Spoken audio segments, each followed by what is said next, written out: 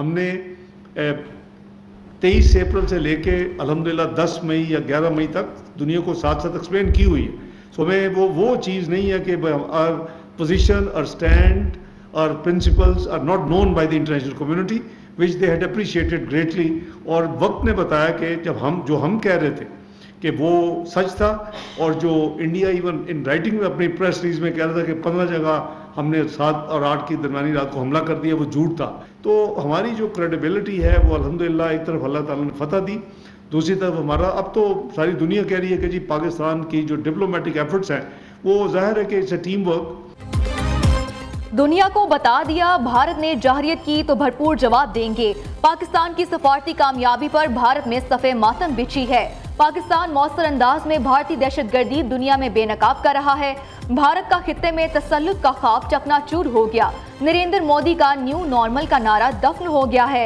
नायब वज़ीर-ए-आज़म इसहाक डार की प्रेस कॉन्फ्रेंस, कहते हैं पाकिस्तान को नुकसान पहुंचाने के लिए मोदी सरकार ने झूठ बोला। चीन ने पाकिस्तान के दिफाई समेत हर महाज पर भरपूर साथ की यकीन दहानी कराई है। चीन ने हमारी दरख्वास्त पर सी पैक को काबुल तक तोसी देने पर रजामंदी जाहिर की है।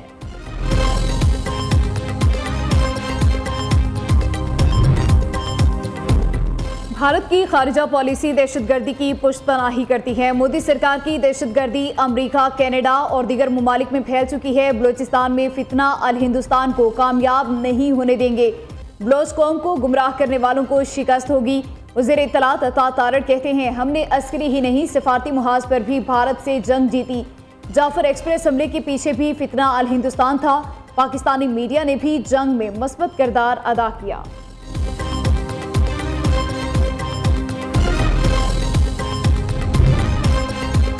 बिलावल भुट्टो जरदारी की क़यादत में पार्लिमानी वफ़द का 2 रोज़ा दौरा मुकम्मल। अक़वाम मुत्तहिदा में पाकिस्तान का मौक़िफ़ भरपूर अंदाज में पेश किया।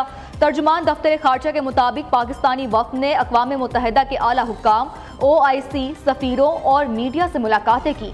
कश्मीर में इंसानी हुकूक की खिलाफ वर्जियाँ दुनिया के सामने उजागर की गईं। भारत की जानिब से दहशतगर्दी के इल्ज़ामात को पाकिस्तान ने मुस्तरद कर दिया।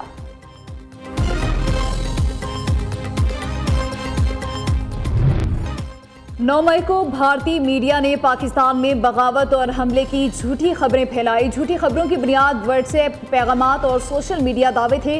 गैर मुतल्लिका फुटेजेस और वीडियो गेम्स के क्लिप्स तक का इस्तेमाल किया गया। वाशिंगटन पोस्ट ने पाक भारत कशीदगी पर प्रोपेगेंडा बेनकाब कर दिया। अमरीकी अखबार का कहना है वाकयात महज सहाफती गलती नहीं बल्कि एक मुनज़्ज़म बयानी का हिस्सा है। साबिक भारतीय एडमिरल ने इस सूरत हाल पर तबसरा करते हुए कहा भारतीय मीडिया के सहाफ़ियों की वजह से मालूमात की जंग हार चुके हैं।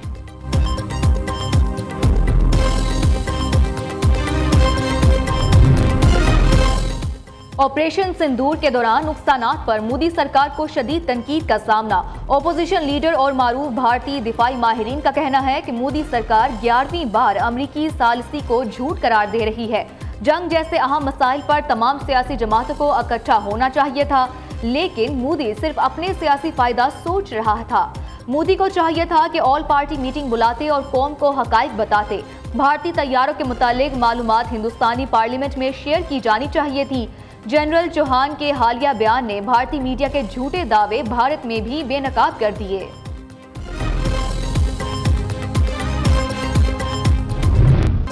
कानून की आड़ में भारतीय मुसलमानों के खिलाफ मोदी सरकार की जंग जारी। ईद कुर्बा आते ही भारत में मुसलमानों के खिलाफ नफरत का तूफान उठाना शुरू।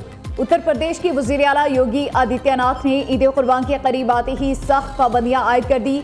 यूपी में खुली जगह पर नमाज की अदायगी और जानवर ज़िबा न करने के अहकाम जारी। वज़ीर आला योगी आदित्यनाथ की जानिब से हुक्म की पासदारी न करने वालों के खिलाफ सख्त कार्रवाई करने का हुक्म।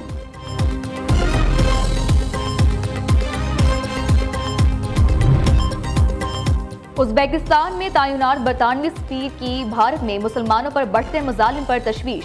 कहते हैं मोदी इजरायली वज़ीर-ए-आज़म नेतन्याहू के नक्शे कदम पर चलते हुए मुसलमानों पर जुल्म ढा रहे हैं। मोदी सरकार को ना रोका गया तो गजा के बाद मुसलमानों की अगली नस्लकुशी भारत में हो सकती है। उज़्बेकिस्तान में तैनात बरतानवी सफ़ीर ने भारतीय शहर गुजरात और भोज के दौरे के दौरान मुसलमानों की हालत ज़ार का मुशाहिदा किया।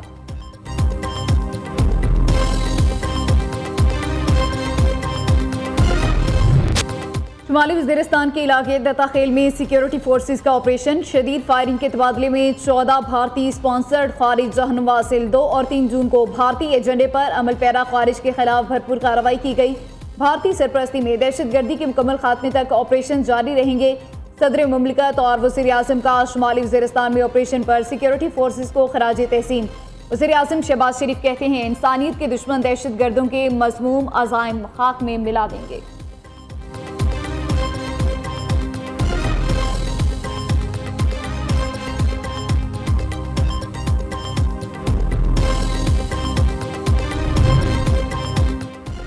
वज़ीर-ए-आज़म मोहम्मद शहबाज शरीफ की ज़ेर सदारत पाकिस्तान रेलवे से मुतल्लिक अमूर पर इजलास। वज़ीर-ए-आज़म का कहना है कि रेलवे निज़ाम किसी भी मुल्क की मईशत में रीढ़ की हड्डी की हैसियत रखता है। मुल्क की मौशी और सनती तरक्की के लिए मुल्क भर के रेलवे इंफ्रास्ट्रक्चर की पायदार बुनियादों पर तामीर नो करने की ज़रूरत है। वज़ीर-ए-आज़म शहबाज शरीफ ने कौमी इक्तिसादी कौंसिल का इजलास आज तलब कर लिया। मौशी शरह नमू, ज़राअत, सनत और बजट अहदाफ की मंजूरी दी जाएगी।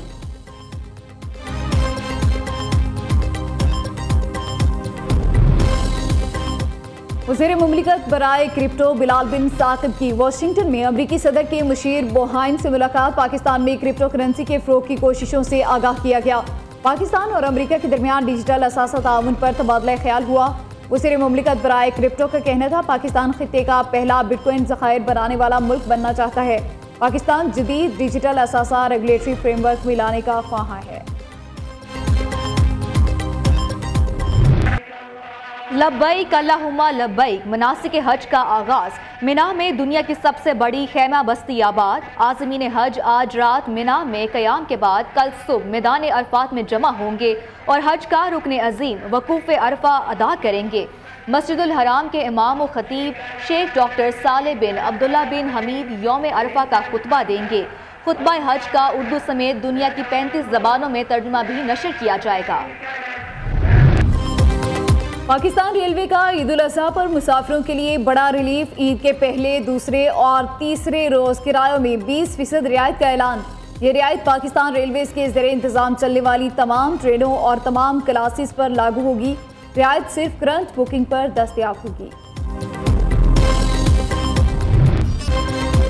ईद उल अज़हा में 3 रोज़ बाकी। मुल्क भर में मवेशी मंडियों की रौनकें रूज पर पहुंच गईं। लोग अपनी अपनी पसंद के जानवर की तलाश में मसरूफ। जानवरों की खरीदारी के लिए भाव ताव भी जारी। खरीदार कहते हैं, पसंद का जानवर अपनी मर्जी की कीमत पर मिलेगा तो खरीदेंगे। व्यापारी भी दाम कम करने पर तैयार नहीं। कहते हैं, जायज़ मुनाफा मिलेगा तो ही जानवर बेचेंगे। मंडियों में भारी भरकम, मोटे, ताज़े और खूबसूरत बकरे, दुम्बे और बैल सबकी तवज्जो का मरकज़।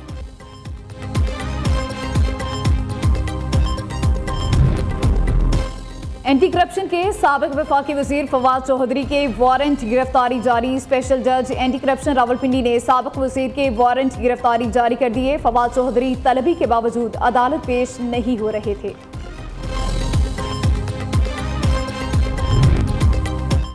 टिकटॉकर सना यूसुफ को कत्ल करने वाले मुलजिम को शनाख्त परेड के लिए जेल भेज दिया गया। ड्यूटी मजिस्ट्रेट अहमद शहजाद ने तफ्तीशी अफसर की इस्तदा पर फैसला सुना दिया। सना यूसुफ के कातिल ने पुलिस को दिए गए बयान में बताया कि सना यूसुफ से मिलना चाहता था, इनकार पर गुस्से में आकर कत्ल किया। वफाकी वज़ीर दाखिला मोहसिन नकवी की मौलाना फजलुर रहमान से मुलाकात। मुल्क की सूरत हाल पर तबादला ख्याल किया गया। मुलाकात में पाक भारत कशीदगी के बाद खित्ते की मौजूदा सूरत हाल पर भी बातचीत की गई। वज़ीर दाखिला मोहसिन नकवी ने मौलाना फजलुर रहमान की खैरियत दरियाफ्त की।